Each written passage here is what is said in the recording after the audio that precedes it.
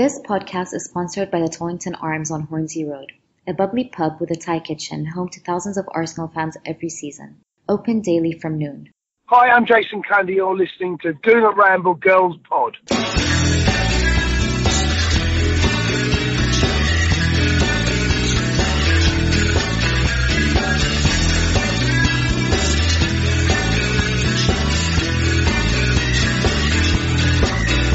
Hello and welcome to a Gooner Ramble Girls Pod.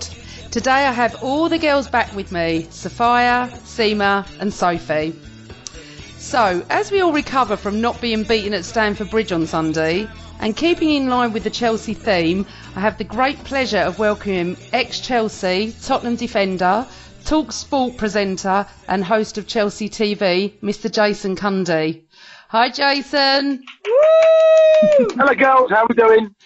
We're good, and welcome to our Arsenal world.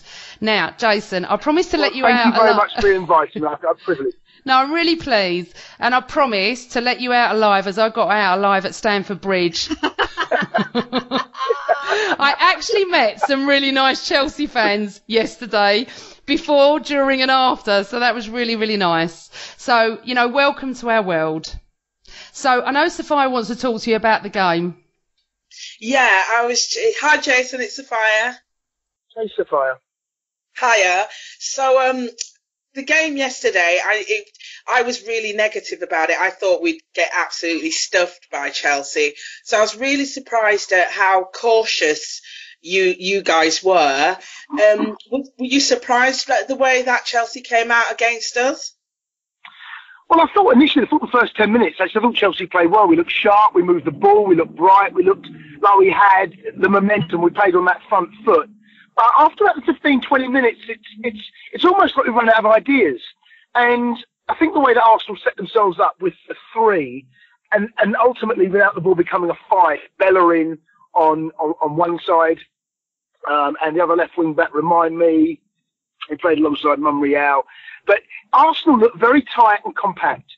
And the problem Chelsea had, with the space Chelsea want to operate in, is that area just in front of either the back 4 or the back 3, is where Willian and Pedro like to get on that half turn. And in the first 15 minutes that happened.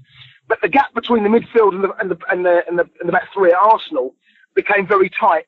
And I thought Mustafi played very well. He was always looking to nick balls in front, always looking to engage the ball where he possibly could. And actually, Arsenal grew into it. And I thought Arsenal were the better side first half. They had the better chances, although Pedro had that 1v1 when Koscielny managed to get that goal side. But I felt that Arsenal, as the game went on and half-time came, I felt that we needed the half-time, to be honest. I thought Arsenal were well and truly on top. The second half, I thought, was a bit more even over the course of 90 minutes. I think it's probably a fair result, although I think Arsenal may reflect on that and with a little bit of what if because of the chances that were created. Do you think, looking back then, to add more pressure onto our defence, maybe Conte should have brought on Hazard sooner? Because when he came on, he did make a difference. Yeah, I mean, Hazard's not fit. The problem I felt that we had is we didn't stretch the back 3 enough. We didn't look to run in behind. And there's a couple of ways you can do that. Either Willian and Pedro can turn the back 3 by running into those spaces, but one has got to come to feet. So you've got to try and move one of the centre halves out.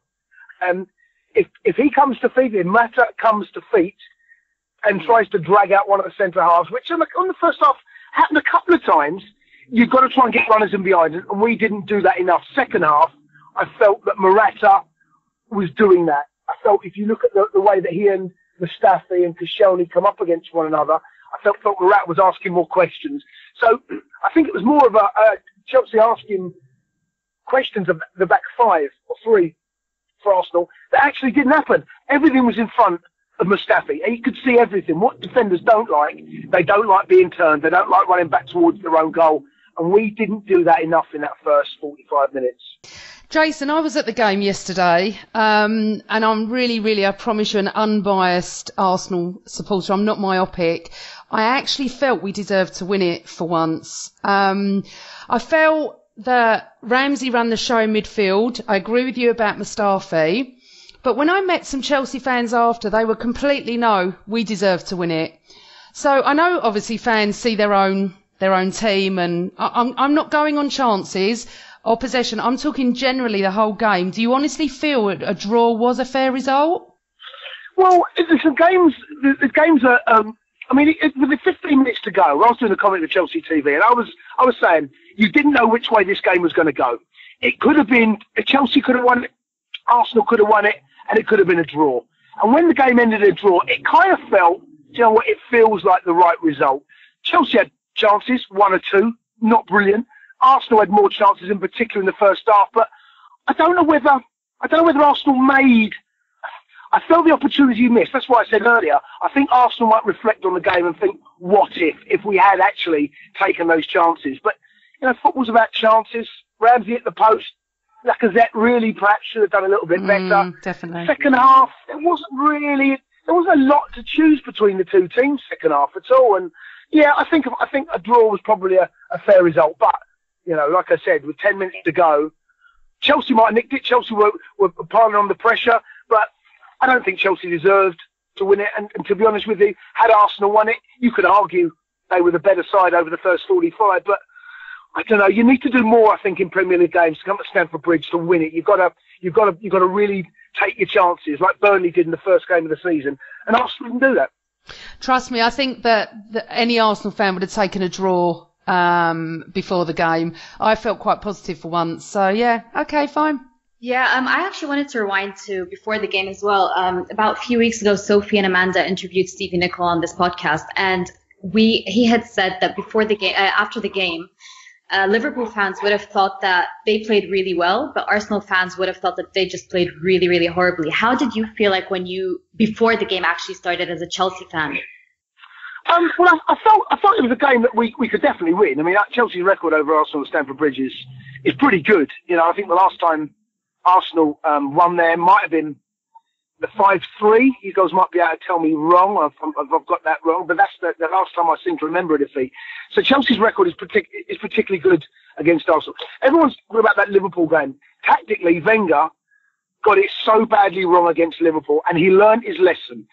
The wing-backs, Bellerin and the other side, who's, again, I can't remember, played on left wing-back, they didn't push forward and leave big gaps and wide open spaces for the likes of Mohamed Salah when he was running into them, and Willian and Pedro to take advantage. Those spaces didn't really exist at the weekend. And it just goes to show, actually, that Arsene Wenger, when he wants to, he can actually prove to be still a very good tactical manager. I've seen these type of performances from Arsenal before, and City away a couple of seasons ago, where I think where El Neni was kind of really had a top performance. He can do it, Wenger, but he's stubborn, and he's getting the better of Conte. Too many managers don't get the victories and the draws and results over Conte like Wenger has, and it's almost like he knows how to play against Conte, but I don't know why he didn't do that away at Liverpool. And going into the game, if Arsenal had played the same way against Chelsea as they did Liverpool, Chelsea would have done exactly the same thing with the pace of Pedro and Willian. But they didn't do that. They stopped the ball going into those areas I mentioned. They didn't let Chelsea go into the spaces. They didn't turn the back three enough. And they didn't leave the space. And, Wenger's learned. You never stop learning as a manager in football. And he definitely played the game the way that it should be, with that 5 at the back, not 3, because they're wing backs. They are defenders when they haven't got the ball. When I looked at that back line, you could see all 5 of those players in a straight line. And against Liverpool, that didn't happen. You bring up a great point about Conte. We were talking about that, Jay, in terms of, does Wenger finally have the number of a Chelsea manager? I think one of the other key things as well for us yesterday, ahead of the game, every Arsenal fan, for the first time, I think, was really afraid at the fact of us not having Sanchez and Ozil starting.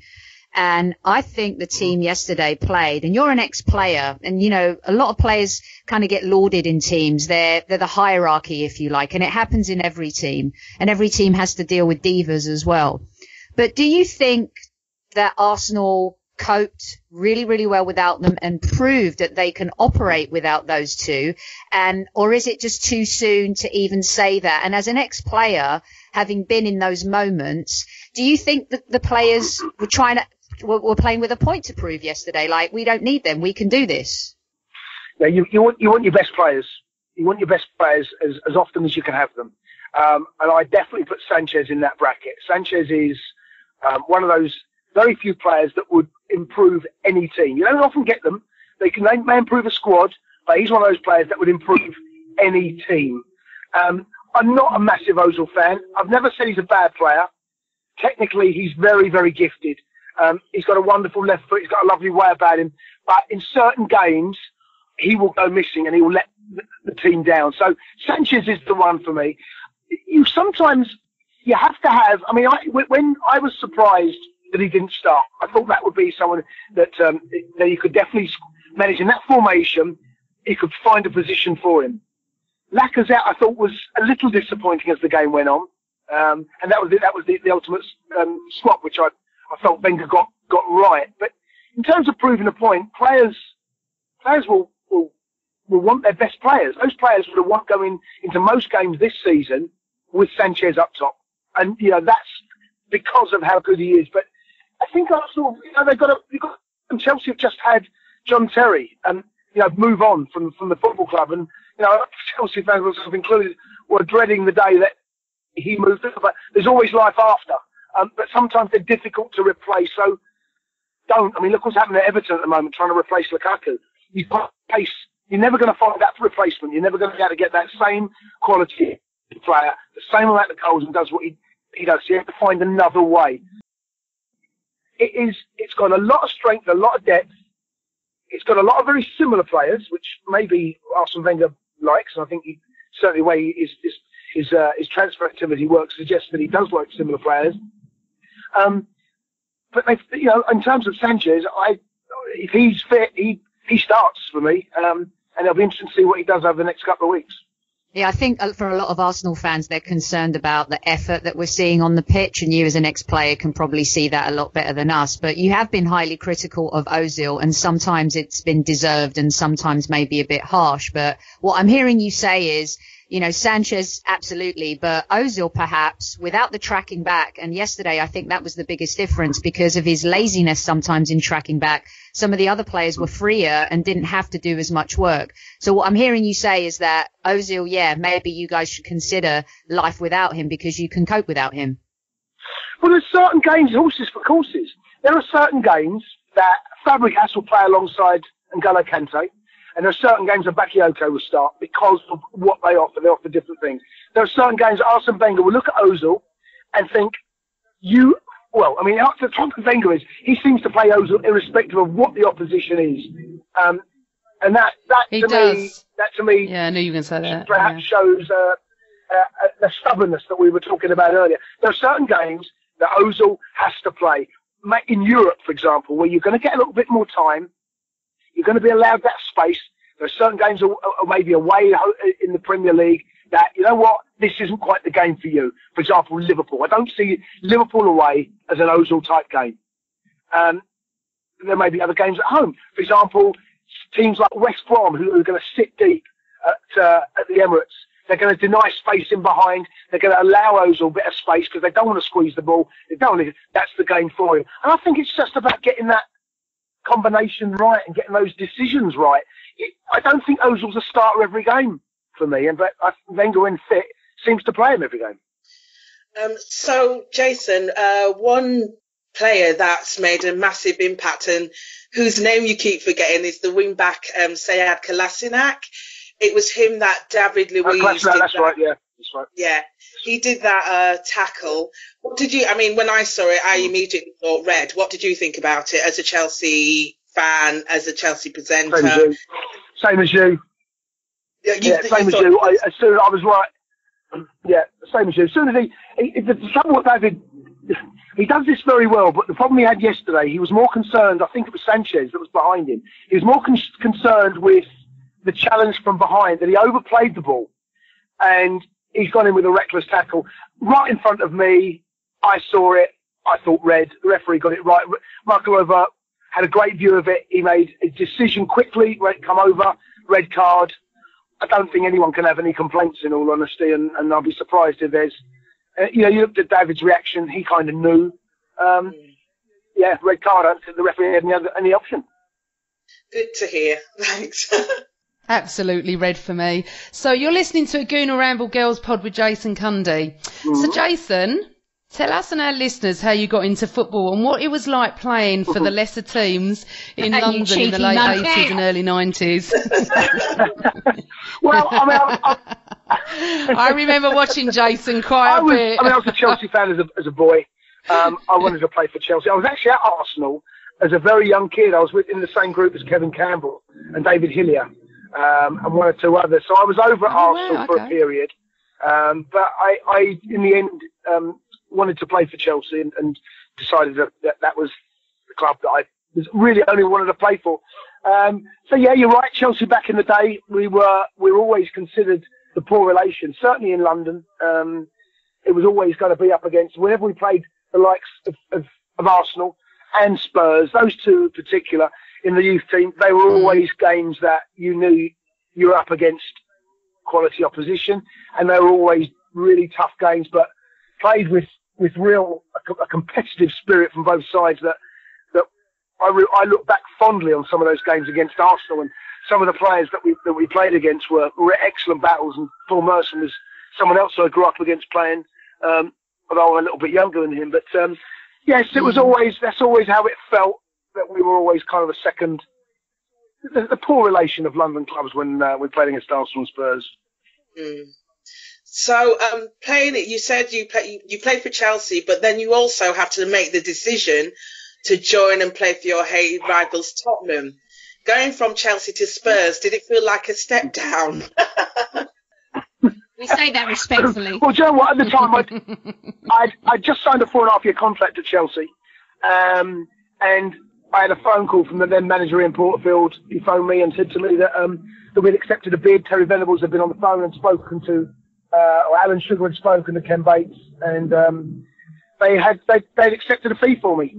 I was totally shocked. I've been at Chelsea since I was 11, completely out of the blue. Did not see it coming. And back then, clubs had. This was back in '92. The clubs were very. If the club wanted you gone, you went, basically. And the club made their decisions. I had to make mine. It wasn't a decision I ever thought I would have to make to go to Spurs. But they wanted me, and Chelsea decided the money was more important. So you learn very quickly in football that it's a ruthless industry, and you have to do what's best for number one.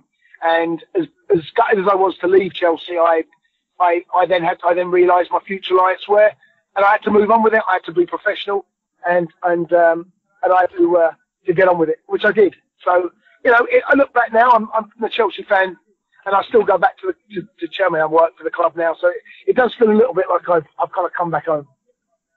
Do you still feel a connection to Tottenham, or as once you left, is that it?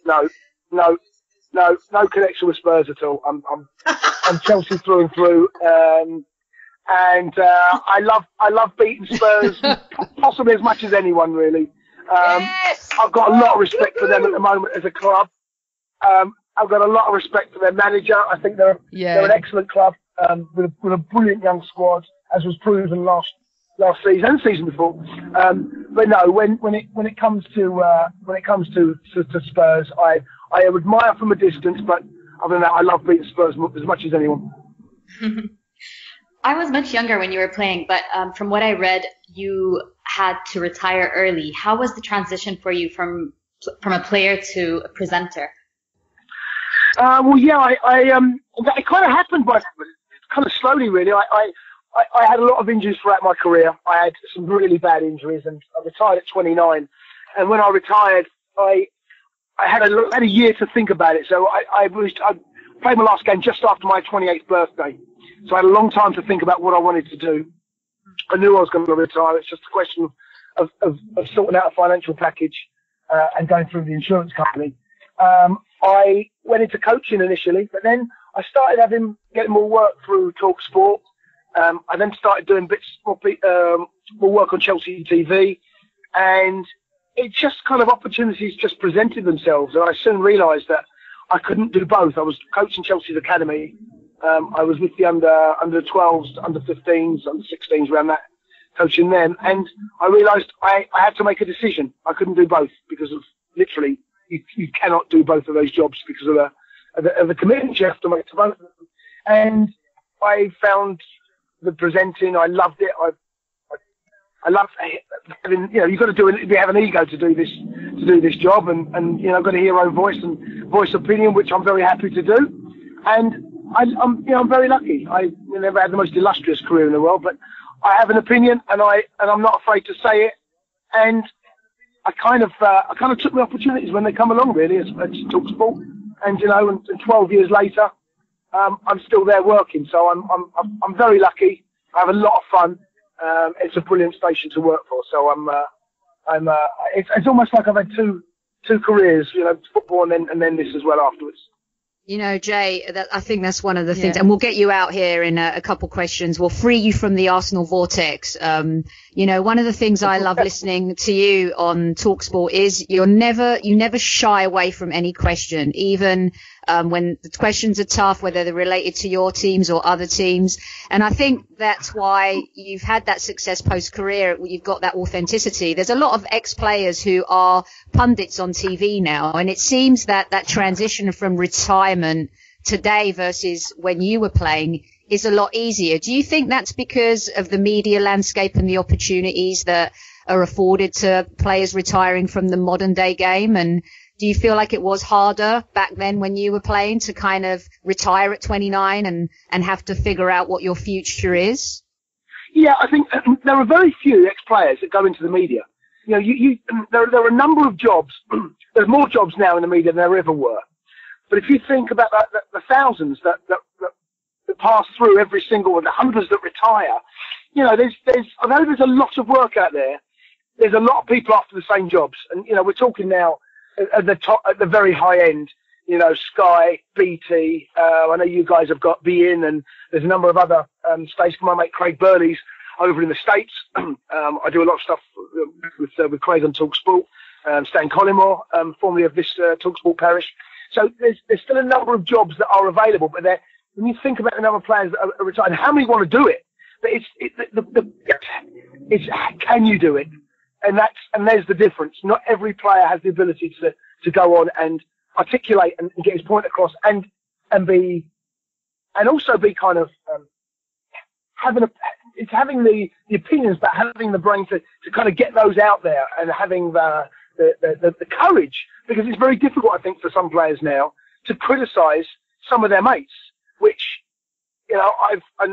luckily I don't have too many friends that still play, therefore it's slightly easier for me. But it must be tough, I think, for some players. I remember speaking to Frank Lampard when his cousin Jamie Redknapp was critical of him, and he found it difficult listening to his cousin criticising him as a player.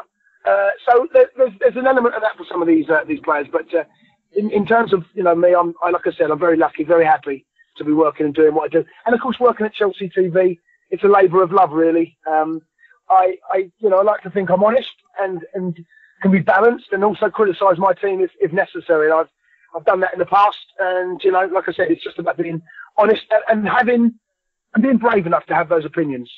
Jason, we interviewed Lee Dixon for our pod a couple of weeks ago, and talking about ex-players going into the media, he's one of them. And he's been sort of lambasted by a lot of Arsenal fans. I'm your age, I'm 48, okay? So Lee Dixon, you were my era in the 80s. And a lot of the young Arsenal fans don't relate because they weren't born when Lee was playing for us. They don't know he's a legend, okay? So when he comes out and criticises Arsenal, it's the end of the world. Same with Wrighty as well. Two really good ex-Arsenal players that are in the media. Do you find that young Chelsea fans are like that with you if you go for Chelsea? But you know what? Not? Football fans are so thin-skinned, and I'm talking about every fan. Yeah, I've had Chelsea fans criticise me. I've had to block a lot of Chelsea fans on Twitter. But it's almost like you cannot say anything regarding the club. You're not allowed to criticise. Well, my job is actually to give an honest opinion. If I hadn't took a step on toes, then so be it. But I think football fans in general now, they really are thin-skinned, and they, saying something against your club, it almost feels like you could say something about their family and not upset them as much as you can about their football club. And I think it's not nice to hear criticism sometimes about your club, but it's an opinion, and that's all it is. And it just makes me laugh, really. You think about how the society we live in, how thin-skinned we've all become. And I think that all football fans, even the young generation, they're more so than anyone, really don't know how to handle the criticism or the media bubble that football is now very much involved in. It's difficult to escape. Totally agree. Yeah, it's the new social media generation, thin skin. Some of the stuff we had to put up with back in the day was crazy. So, Jace, we're going to get you out on this before Amanda wraps. So, we can't let you go without talking about the two Manchester clubs. Are they the ones that everyone has to catch and beat? Yeah, they are. Yeah, I said at the start of the season, I thought it was between the two. I still think Jose will win it because he's a far more pragmatic manager than Pep. Having said that, it's difficult to look beyond City when you see what they've done over the last month or so. They are incredibly talented. I didn't think you could win a title by just scoring goals and keeping the ball from the opposition, because I think Jose has a better defence, or certainly will have a better defence than Pep come the end of the season, and that tends to be the reason you win a title. You can't, I don't think, outscore teams to win a title, but I think this year there's a chance I might be proved wrong, because they are an awesome outfit. They're probably the most talented attacking squad I've ever seen in the Premier League. And I think if you finish above Eve, I think it'll be Manchester 1 and 2. I think United will pip them. I think then it'll be City, and then I think you've got a number of clubs chasing 3rd and 4th. But I can't see beyond the two Manchesters. I really can't. I saw both of them here in LA in pre-season, and I got to say, Jay, the training and the banter and the intensity that City had, and the way they allowed the media total access to their training, and then the United training was much more different. It seemed like the team wasn't quite gelling yet. To me, when I saw City here and the way they tore up Real Madrid, I know it was only pre-season, but man, they were so impressive all the way around. And I got to say that sometimes footballers get criticised, but they stayed behind afterwards, signed stuff for fans. I mean, the British clubs really represented so brilliantly here in the US, and a lot of the times footballers get a hard time, but the way they were interacting with the fans here and stuff like that was also really impressive. So, having seen City here, I just thought they looked really, really good. Yeah. Yeah, you're right. It's going to be difficult to look past them. And like I said, they're scoring goals at the moment, and you can't. The problem you've got against City is you can't get the ball to hurt them. That's the problem you've got with City. You actually cannot get that ball to hurt them. And all the time they've got it, they'll punish you. But it's going to be a tough one to call that. But it's going to be Manchester 1 and 2. I don't. There's no doubt in my mind about that.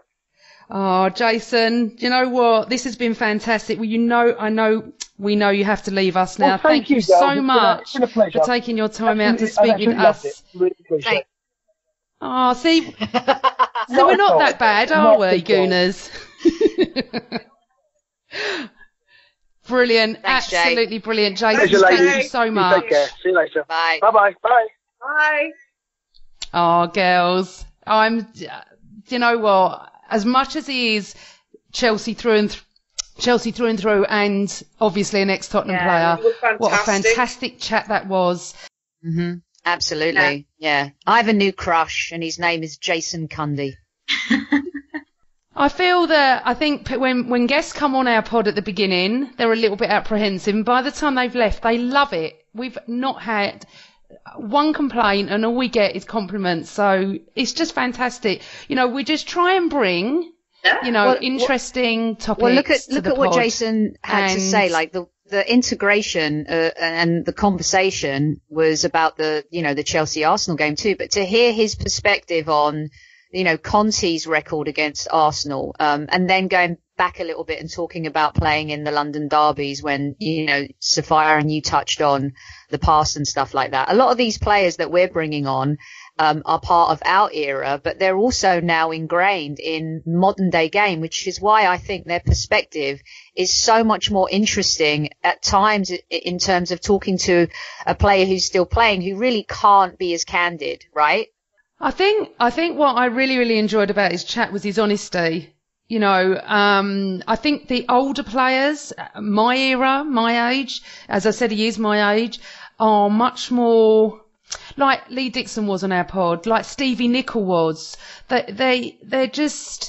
the old legends coming into the new. And as I said in the 80s, and I was discussing this at Stamford Bridge, if we had social media mid-80s, we would be in turmoil.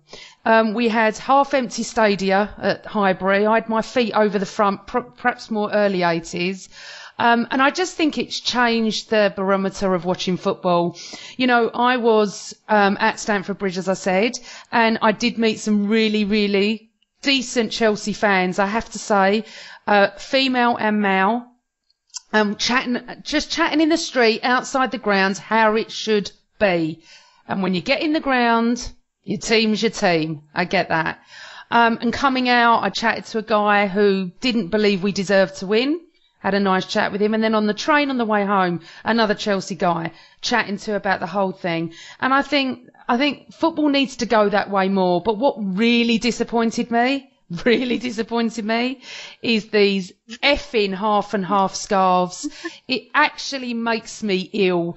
I actually said to a vendor, don't you dare offer me one. Don't you dare. And we had some in the Arsenal end. We had some in the Chelsea end. What is this all but about? You know what? Coming from abroad, we don't understand that. Like, we really don't. Because I know once, a long time ago, I had posted a picture of myself holding, it was when Oxlade-Chamberlain, I think it was against Fenerbahce when he scored and we won. So I was holding someone's half and half scarf, and everyone started telling me, like, what the hell are you holding? And we don't get it because we live abroad. So for us, it's a souvenir that we bring back from Arsenal, So for us, it's not so much as a big deal. But now I kind of started to understand why people see it as so bad. I hate the half and half scarves too. I absolutely detest them. Yeah, I detest them. I don't know whose idea it was to bring them in, but it's just wrong. It's everything that's against supporting your team. Who wants to take home a scarf with two teeth? I just don't understand it. Don't get me wrong. If it's like a final or something special, like a special event, even then I'm still against it. But I can understand, like Sima says, if you want to take it home as like a souvenir or something, but not for every single game. I just don't get it. I don't get it. So that's marketing 101 in today's game. Any way they can make money, right, they'll make money. And merchandising, whether it's toilet paper or half scarves, however they want to do it, they'll do it. But I wanted to ask you girls, because a couple of things have happened since the last time that we connected and we met, and wanted to do a quick fire round to get your thoughts on a couple things, including the games that we've got coming up this week, of course. I refuse to call it the Carmen Miranda Cup, the Carabo Cup, the Caribo. I don't know what it's called. Yeah, Carabao. Carabao. Carabao. Like Haribo. Right, so we'll call it the Haribo Cup. Just a little bit here, but Sophia was at the Cologne game as well, so just want to get a 30-second soundbite from her on that. Don't want to harp on about it too much. I think that the media really kind of, in my opinion, went a bit over the mark in certain publications in the UK. And then also what you guys think about the games that we do have coming up and how we can improve on this Chelsea result, because nobody was expecting that. Well, Amanda and I kind of were. Sima and Sophia, let's tell everyone the truth, weren't really expecting too much from that game. So I think the 0-0 felt like a win in the end. Over to you girls. What are your thoughts? Sima, you kick off. Yeah, the thing is, I wasn't really positive going into the game, but after the first half, I was really disappointed that we ended up losing, because I felt like the first half we were really, really good, except we could not finish, which was so frustrating. And I feel like this is something I've repeated from the past couple of games as well. But the fact that we have the Carabao Cup right now is a positive, considering we didn't lose. So hopefully we will still stay confident somehow. Yeah, as you know, I was really negative. I thought we were going to get stuffed 4-0. I was like, if once the third goal goes in, I'm turning off. But that didn't happen. We actually played really well. And I actually think we should have won it. You know, Lacazette missed the sitter. We hit the post. Chelsea really didn't look dangerous until Hazard came on. So I was a bit disappointed about that. But you know what? I said I'd take a draw beforehand, so I was happy with the draw at full time. Amanda, you were at the game. You mentioned it earlier on to Jason as well, right? So did you feel like, I mean, the Lacazette miss, honestly, that was unforgivable. Don't you guys think that was an unforgivable miss? How did he miss that? Yeah. He looks tired, though. Do you not think it? I was watching it and I thought he looked really tired. Yeah. I don't know if the pace of the Premier League has got to him and he's not used to it, because, you know, it's a lot easier. As much as it, you know, I'll probably get hounded down by all the European experts. But Ligue 1 is easier to play in, and they don't have as much quality games to play. And maybe that's why, you know, he didn't start him at Liverpool, even though I still think that was unforgivable. But yeah, he looked tired on Sunday, so I was just happy. You know, at least, you know, maybe he'll get a break, because I don't think he'll play against Doncaster, but we'll see. He probably should be playing against Doncaster, to be honest with you. I'd throw him right in there. How can he be tired? I mean, I just don't understand how he could be tired at this point in the season. I honestly hate that excuse. He's a professional football player, and he shouldn't be tired in September. I don't think it is tired, though. I think it's just the fact that maybe we had Liverpool early on and we lost, and it was a really bad loss, even though he wasn't starting. I think it was just probably confidence, considering we were playing Chelsea and it's another big game straight after. I don't think it has anything to do with confidence. I think it's just an off game, because we've seen him play well. We haven't seen the best of him yet, and I think it's just kind of moving towards that slowly. Okay, so when I was at the match yesterday, where I was standing, 'cause you don't sit, I said to the guy next to me, what is wrong with Lacazette? He's so slow. He wasn't fast to the ball. And I actually tweeted about this before he even had the miss. I felt like you, Sophia, either the game's got to him, the Premier League, or he can't be tired. So I don't really know. I noticed it really a lot, and I kept saying, and I tweeted about it, I said, he's not getting to the ball fast enough. But then again, we are used to Welbeck and Bellerin, who are like speed monkeys. Do you know what I'm saying? We are used to Sanchez, who's fast. And maybe Lacazette is a bit more like Giroud. I don't know. With regards, sorry, I just want to go back to the Cologne game. Sophia, you were there. You know, I couldn't go, fun enough. And I would have been there, and I would have been horrified to be outside, actually. What was it like for you? I've been on Twitter. I've read opposing views as to what different fans experience. For me personally, I thought it was awful. Now, I'm not against fans being loud, boisterous, having fun, etc., etc., but it wasn't just like that. That they weren't the only ones that were there. We had people in my row. The whole row was full of Cologne fans. They were noisy when they scored. They were jumping up and down. I could see Arsenal fans around them getting annoyed, and there was a tension in the air where you could see it was on the edge of kicking off. It was scary to be in there. I don't care what anybody says. We've had Champions League games where the opposition have been loud and boisterous, but we've never had anything like that. And I was just so angry and annoyed at all these different types telling me how I should feel. It was very annoying, and I've said I don't think I'll be going back to a Europa League game, because we've got Red Star Belgrade and the Russians are 10 times worse. If Cologne are supposed to be nice fans, God only knows what we're going to experience when Red Star Belgrade fans come over. Do you know what, though, Sophia? Really interesting. There's two sides to this story, because I had friends at the match that had the best time with Cologne fans. So I know there was the scary part, and then I had other friends that were WhatsApping us, and actually Sima was in that group, saying it was all going to kick off. It was a really weird experience being at home, because I would have been there. What I would like to say is you've got Cologne treated it like a cup final. They haven't been anything like this in many, many, many years. And apparently, whether we gave them the tickets or not, they were coming anyway. So who's to blame? I don't know. But I just feel it would be that the atmosphere at home looked amazing, but I was worried for you because obviously, and I had other friends that were a bit intimidated, but other friends that were loving it.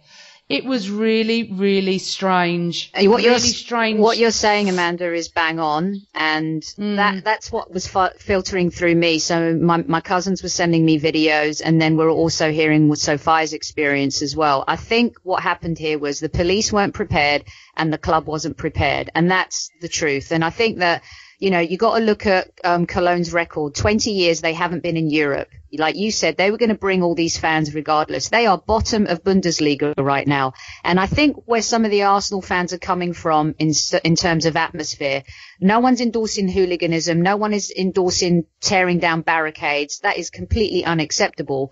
But what they did remind us of is no matter where your team is, no matter what is going on, you support them and love them regardless. Now, they may have a different way of supporting us, but I think they brought a passion. The fans that were there for all the right reasons brought a passion in the stadium that frightened the modern day British football fan. We sit around sipping champagne and eating pizza at the Emirates and at other clubs. And, you know, Bundesliga is a little bit different and still has that old hardcore mentality. And I'm not saying it's right or wrong, but the fans that were there for the right reasons, I think, showed us a little bit about what the English game is missing right now. Sophia, was it different then going in? Because you were delayed for an hour, did you have your normal searches? Was everything the same, or was it just rushed in?